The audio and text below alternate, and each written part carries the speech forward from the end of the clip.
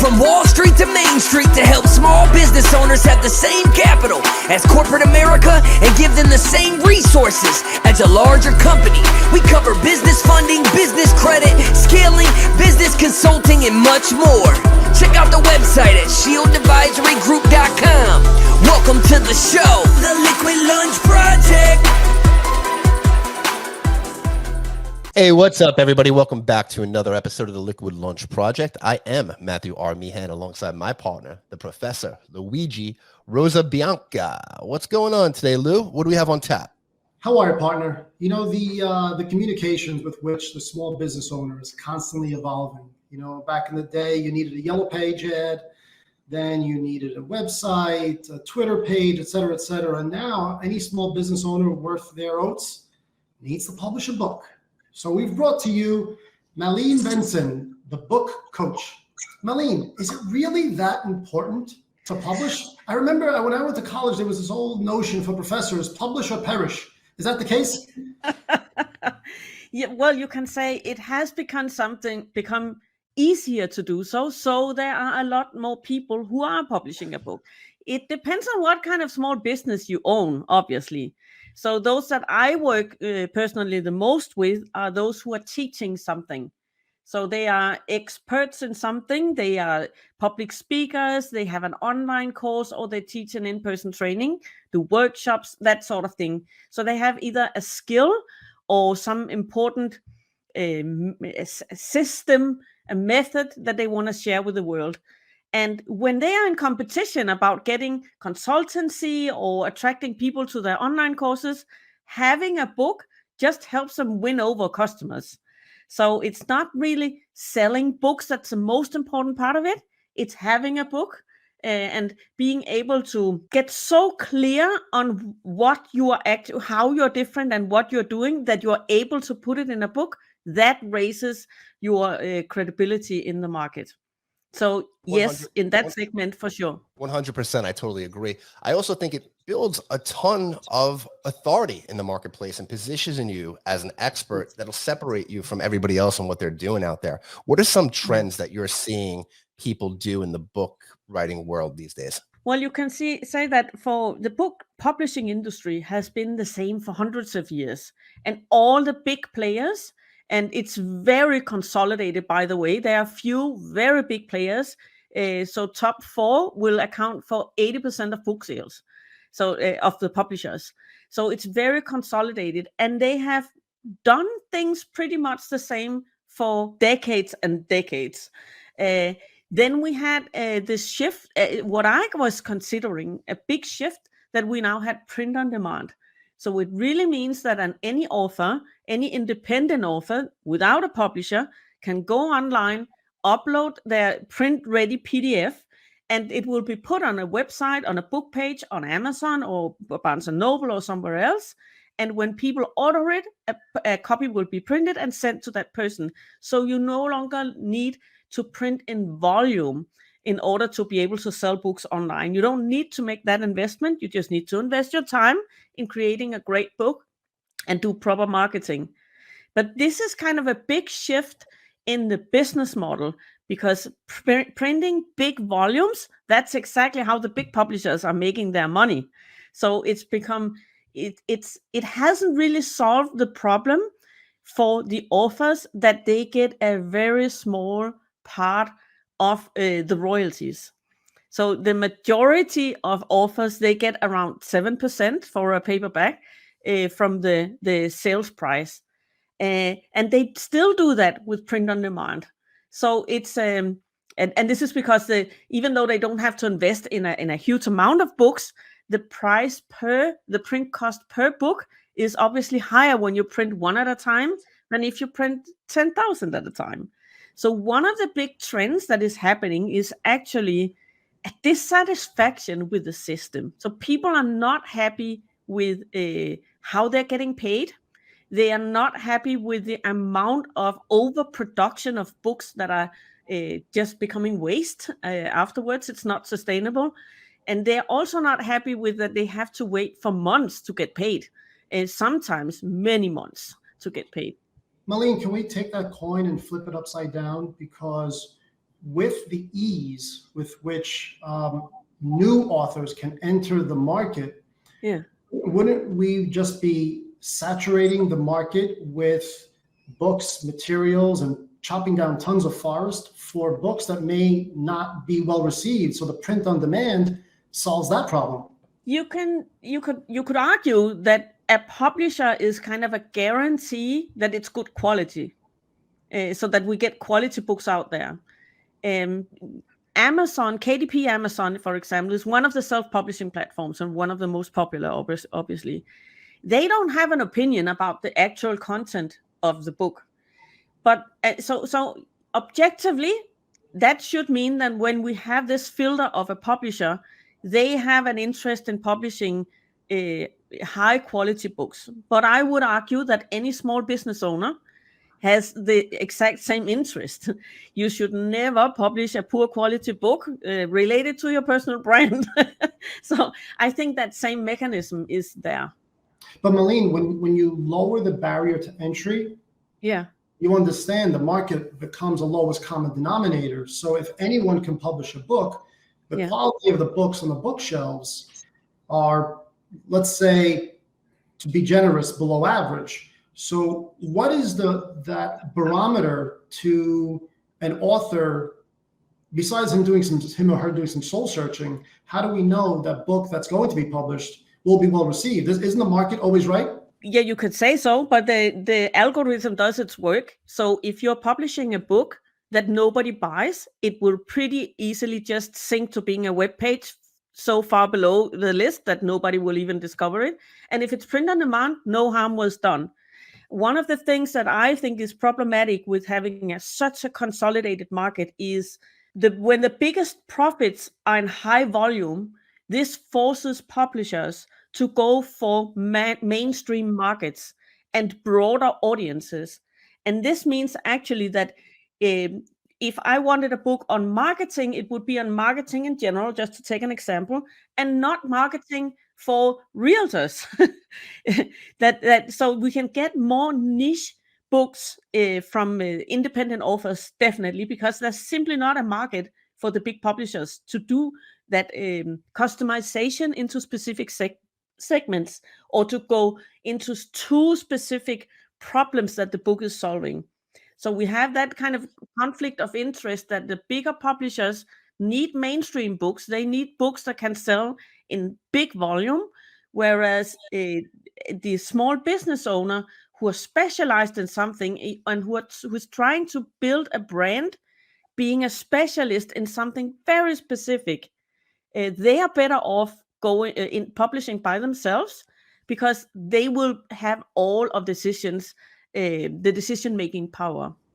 Malene, I love where we're going with this. So let's just say there's someone in the audience today and you're out there and they have a very unique idea. Yeah. Whether it's a business model, whether it's a nice funnel, whatever it may be. And they feel that the audience should know about this. They want to publish a book. And obviously they don't have the wherewithal to walk into Penguin and say, ding dong, I have a book to write, or Simon & Schuster is not going to roll out the red carpet for them. No. How do they publish their book? First of all, that small business owner shouldn't want a publisher, even not a big one, even a smaller one, because what happens, obviously there are different business models, but the most common thing is that you hand over the rights to your book, and that book, for such a business owner, or such as a specialist or expert, or what we want to call them, this author is the book in their business is probably their most important asset, and you want to own those most important assets yourself. So let's give an example. If you publish with a publisher, they print a certain amount of books, let's say 5,000 copies. They sell all of them. It's a success. They have calculated the market analysis. They know how many can the market take, and that's what we're going to print, because the more exact that calculation is, the more profits, because we will print exactly as many as we're selling. But let's say that all of the books are sold, and there are still people asking for this book, but not to that amount that they want to print the same volume again. So now they have to print smaller volumes. The print cost will go up. And what their reaction typically will be is, we have a newer, more interesting new author that we want to promote. So we're taking your book off the market. And now you also handed over your rights. So probably you cannot even publish one yourself. So you can actually, you lose the decision-making power and the strategic power about your book if you go for a publisher. So my first point is, you don't want a publisher, you want to publish yourself. So when you go with a publisher, though, don't they usually give you money up front for the book and buy those rights from you? They do that if you have a big marketing platform yourself. If you can guarantee them that you as the author will sell a huge amount of books, they might be able to calculate their profit as an amount that is worth they pay you an advance, it's called. So they don't buy the rights, they pay you an advance. But you are transferring your rights at the same time. But what people sometimes think is that the publisher will then market your book. And if you are a big name, they will probably bring you to book fairs, and they will do some advertisement, but for their brand as a whole usually. But in reality, it's the author who has to do the marketing. So what you're paying for is really their competence, how to edit a book, how to create a design. You don't need, as the author, to know the process of how the technical requirements of the files and all of that stuff. They handle that. The thing is that there are plenty of people out there who don't work for a publisher, but who used to, and who know exactly how to do that. So you can get that competence anyway. It's not a reason for choosing a publisher. So unless they want to give you a big advance so that you can take time off from your business. But I guess most business owners, they won't take time off for their business from their business to write a book. No. In all honesty, what I think is that people are they are interested in that specifically because they are afraid of the marketing part, but they have to do the marketing part anyways. So it's not about wanting to have the money up front. Might be because you don't have the confidence that you're going to sell it yourself. Well, Malene, I don't want to waste Nelson DeMille's or Stephen King's time. So, gentlemen, log off, go do some gardening, go do some baking for the weekend. But for everyone else that wants to write their own book, that doesn't have that reception with Penguin or Simon Schuster, et cetera. Yeah. How do they start? Give us the pathway on how they start writing their own book if they shouldn't and couldn't rely upon a publisher. What they should do. So my point number one was that they should self-publish. Next point is you start with acting like a marketer. So you start with the market analysis, exactly like the publisher would do, except they make a plan for 2 years and start with the market, and then they find the authors. But you still, if you had another product or a service you wanted to sell, you would also analyze the market, figure out what exactly are people looking for that relates to what I offer. So you need to treat the book as a product, and you need to do that analysis before you start writing.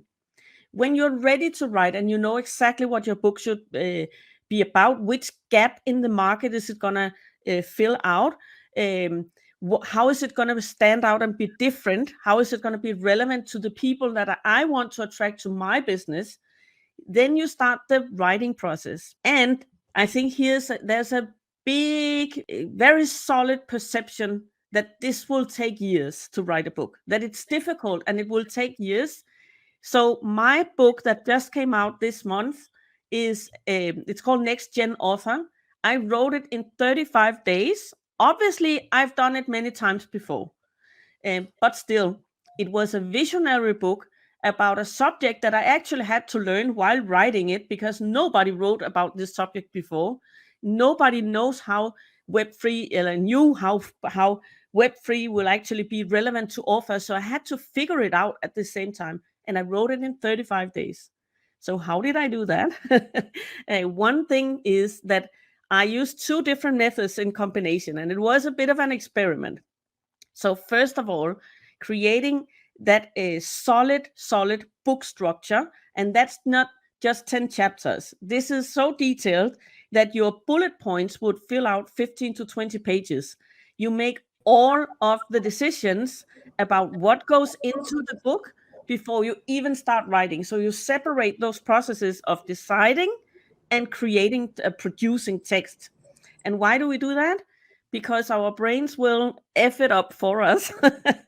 If we just start typing, even with what many would feel is a good outline for the book, but maybe it is 10 chapters they have written down, or maybe a few bullets under each, but it's not enough. You need to go deeper. Because what happens is when you start writing and you start typing, anyways, typing is, even if you're a very fast typer, you cannot type as fast as your brain is moving. So when you start typing, you will see words on the screen, and these words are images that starts the creative part of the right side of your brain, while you're trying to create sequential text with the left side of your brain. So your brain will mess it up for you, because you cannot think and write at the same pace. So this is why we separate the processes, and we make all decisions first, and then we produce the text. And I use two methods there. One is that for some of the parts, I need to do all my thinking first, make all of my decisions first. Then I had a very solid, very detailed outline of the book, and then I spoke it and transcribed it. And this means that the words can come out at the same pace as I am thinking them, because my hands are not in the way. My typing speed is not in the way of that process. And the other thing I was testing out with this book was actually to use artificial intelligence. So I used a tool called Jasper. There are many other writing tools that uses AI, artificial intelligence. So you would prompt the tool that you want a chapter that has these 3 headlines, for example, and you can go make your coffee and it starts writing. So obviously you would want to edit that afterwards, but actually it helped me find information that I didn't know I had to look for. So that was quite interesting.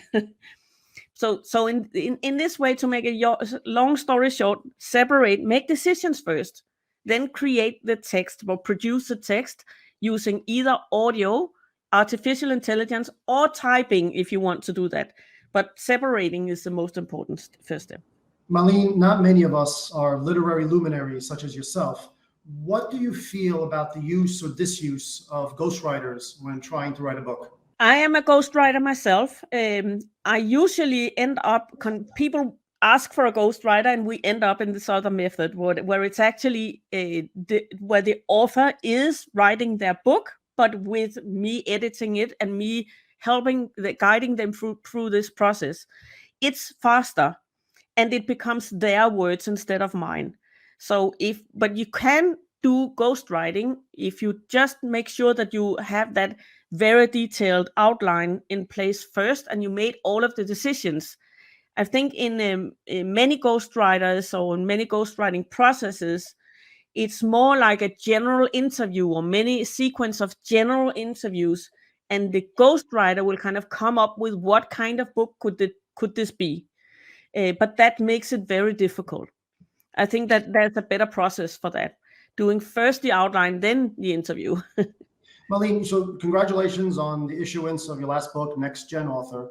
What type of marketing avenues have you chosen in marketing this book? Well, yeah, to be honest, I had quite a challenge there, because I lost all of my social media accounts, Facebook, Instagram, and Messenger in a second, and I haven't been able to get them back. So Was that that kind of, first? I was hacked. My money was stolen from my bank account, from my PayPal, everything. Let this be a warning. Do not trust social media too much. But I lost all my following. So that kind of set me off, and it sounds like a super bad story or a bad excuse, but I actually had an accident at the same day in the same day. So that's why I didn't launch it in September, but I'm launching it now. So what number one thing is that you have to get reviews on your book. So once you have published it, you need to get reviews. So that helps the algorithm work. You need to find the right keywords, the right categories, and it's not what you think. It's an analysis, and you have to analyze. And it's never the words you think you're going to use that will be the best words to use. So what we're looking for are words that people are actually typing into the search bar, and that so they are search volume, but the books that they find, they don't sell well. That's what we're looking for. People who are looking and they're not happy with what they find. That's where you want to be with your book. Not among the most popular books, because you will end up on page 284, right? So we want to get to page 1. So getting these more technical parts in place, using the keywords in the right ways, that's definitely both the right keywords, but also using them in the right way. That is key to a successful book sale. But the other part of it is that is kind of, you can also do advertising, and you can post on your social media. That's just one part of it. What really helps is if you work business to business, sell directly to some of those business customers. They are quite often interested in buying a bigger volume. You can package it with a talk. You do a seminar with them, or a workshop or something. That helps a lot, and that will mean that groups of people met you, the author, and they will be more willing to go online and do that review and help you with your ranking as well. Podcasting, super important. Find as many podcasts as possible to talk about your new book. And people love to hear about books, so it's quite easy to get those podcast appearances booked. Well, let's not lose this opportunity. Tell us about your book, who should be reading it, and where they can get it. This is for all authors, really, and publishers. I'm hoping a few publishers are reading it too. But what it explains is, the first part is explaining first the societal trend that is making this big shift happening on what the internet actually is. And I will get back to that and explain a little bit more about that in a second. But ever since the 60s, there was this movement, power to the people, who were fighting against authorities and intermediaries, making decisions and setting up frameworks that made us have to behave in a certain way, or limited us from doing certain things. And this is why I mentioned that there are many authors and many smaller publishers as well who are not super happy with how publishing works today. So but it's a bigger movement than just authors and publishers. People in general, they don't like that Facebook owns our data. They don't like that banks can determine how long. Yesterday, I talked to a guy who mentioned that he was transferring money. A customer on the other side of the world was transferring money to him, and it went through 4 banks that each took 2 months to send him the money. Even though the customer was a very happy customer and paid him a solid bonus, it still took 7 months before he got his money. So that kind of intermediaries, people are getting opponent to that. So that's the power to the people, the more societal trend. But what most people don't know is that since the 80s, when we started to build the internet, some pioneers built blockchain technology. So this blockchain technology got a little bit of a bad reputation outside of those pioneers, because it was related to big financial risk and speculation in bitcoins and all of that stuff. But the blockchain technology has now been recognized as a much safer way of storing data and even documenting things, but also for money transfer, royalty transfer, and also for who owns the data. If I'm going to explain a little bit about what do I mean when I say we're going to have a new internet, because it's already here and just not all people know. Web 1 is back when we got the internet.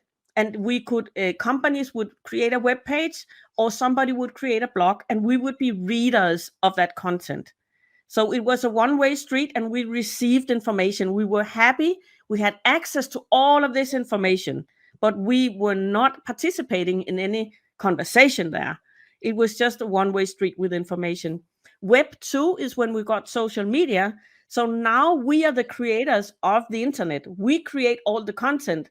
And there are a few big companies who are then profiting from that, like Meta and Google and many others. But it's actually the users that are the product, and their content is the product. If we didn't create all of that content, there wouldn't be the internet we know. So we don't have ownership. Web3 is about ownership. Who owns what? And the documentation and a quicker transfer of money and of ownership.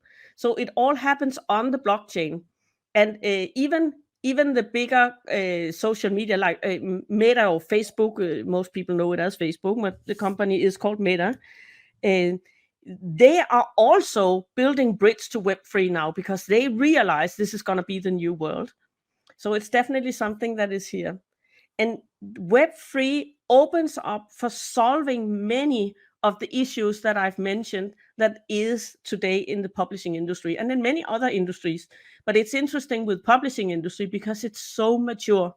So it's going to be exciting to see who will then win in this new game, because this is a game changer. It's for sure a game changer. And what we usually know is that the bigger publishers or the bigger players in any industry, they're not going to be those to disrupt that industry. It's going to be a new line of players. And in this case, it's smaller tech startups who are very strategically building new services for authors to connect directly with their readers. So they will have the customer data that we don't have today. I don't know who buys my book on Amazon. I know how many they are paying me royalties for, but I don't know how many or who bought it. And I have no way of contacting that person. We will have that when we move to Web3. It can be a community, it will be community driven. It will be much more than just about the book.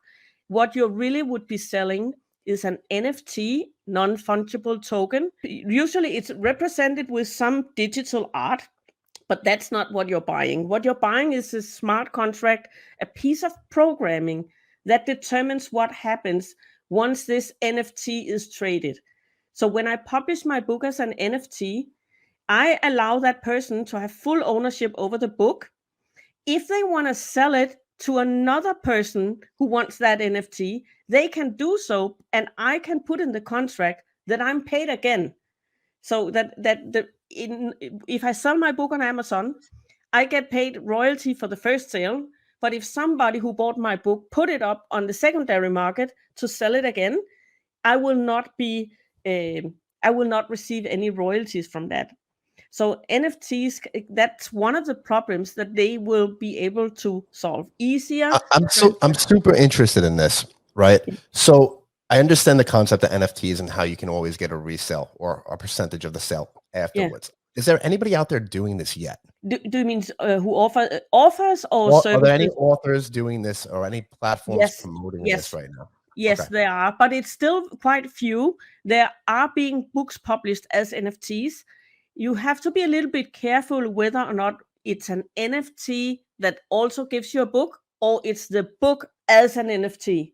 So that's kind of I've only found one company actually who creates it as an NFT. So this means that the entire book is encrypted and distributed, decentralized storage of this information on the blockchain. And when people buy it, it will come together again in a reader so people can read the book. So that's one service, and it's actually not launched yet. It's in the making. It should be out mid-January. It's what I'm told, but sometimes these deadlines are pushed a little, right? So it's in the next few months. This will definitely be available. There are other tech startups who are more focused on building a bookstore with lots of books where people can trade them, where it's trading and also even the creation of the books. They create tools for writing the books directly into the system. They are also getting some attention, and they have managed to capture the interest of big investors, and quite interestingly, also from the biggest book distributors. So not the publishers, but the distributors whose primary customer are publishers. But they have paid attention to this. They seem to be some of the important players in this. So you can publish it as an NFT, but sometimes it's an NFT with the book and not an actual NFT. Malene, thank you so much for being here. We want to be respectful of your time. Can you tell the audience where they can go out and they can find you and learn more about your services that you provide? Yes, the best place to go is to Goosebump, because this is so exciting. And it's singular, goosebump.pop. So it's not .com, it's pop for publishing, or for where you get your beer, if you want to remember it like that. So goosebump.pop. There are both links to, you can find the book there very soon, also on Amazon and in other bookstores. But what I want to mention is actually that if you want to stay on top of learning how this is developing on goosebump.pop, you can sign up for a free membership so that you will be notified of what's happening and how this is going to develop. That's super cool. I know I'm going to go there and do it right now. Last question, Malene, before I let you run. What's your favorite book of all time? I think it's Napoleon Hill, and I can never remember the title, the original one. What's it called? Think and Grow Rich. It's not that one. It's the other one. Success. The Law of Success. It's The Law of Success. It's a great book in any sense of it. It's also a thick book, and it's they mention something with white gloves at some point, so that you realize that this book is not from last year. It's 100 years old, and any personal development book has its roots in this book. It's been said before. It's been said before. Doesn't mean you shouldn't publish a book about something you think you have developed about personal development. The people need new ways of explaining things. But if you want, like, the Bible in this area, personal development, that's the book, Law of Success. Malene, thank you so much. That's a wrap of the Liquid Lunch Project. We'll see you on the next episode. Thank you for listening to the show. And make sure you subscribe, leave a review, and share it with a friend. We'll see you on the next episode of the Liquid Lunch Project.